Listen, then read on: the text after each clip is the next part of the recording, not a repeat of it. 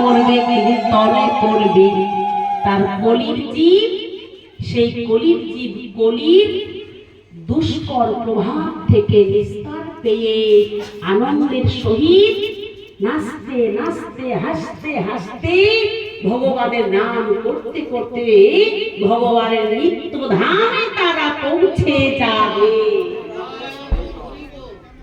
তাই তো আজকে এই দিনটিতে ভাগবত, এই দিনটিতে ভাগবত দিতেই হয়। এবং শুধু এই বললেন না, ভাগবত মাহাত্ম্যে বলে গেলেন স্বয়ং ব্রহ্মার কাছে স্বয়ং ভগবান তার নিজ মুখশ্রিত এক একটি ভাগবতের শ্লোককে বললেন এক একটি মহা মহা মন্ত্র। সেই মহা মহা মন্ত্রে বলেছিলেন যাবদ্দি নামি হে পুত্রং শাস্ত্রং ভাগবতং গৃহে তাবৎ পিবন্তি পিতরং শিরং সর্পি মধুরোদক। এই যে পিতৃপুরুষের আত্মা বিয়োগের পরে যে আত্মার শান্তি কামনায় ভাগবত কীর্তন দিতে হয়, বলেন সেই একটি আত্মাই শুধু শান্তি লাভ করে না।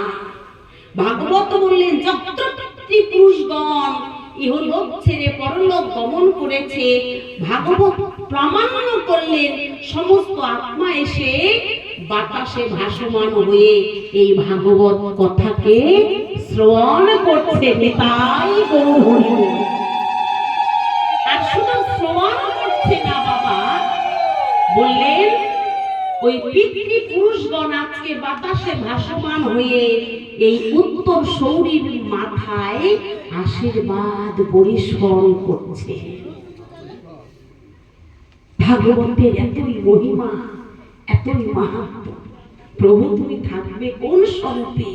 ভগবান সেই দিন বলেছিল উদ্ধব কলিযুগে আমি থাকবো ভাগবত রূপে। ভাগবত হচ্ছে ভগবানের বাংময়ী মূর্তি, কয়েকটি কাগজের সন্নিবেশ মাত্র নয়, ভাগবত স্বয়ং ভগবান।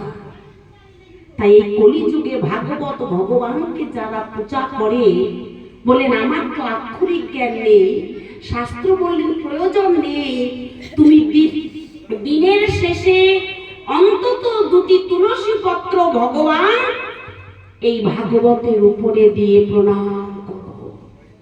ভগবান বললেন দেবলোকে দেবতাগণ সেই ভক্তের চরণে দেবলোক থেকে প্রণাম জানায়। যে ভক্ত দিনের শেষে ভাগবতের উপরে দুটি তুলসী পত্র দিতেই পারে। একটু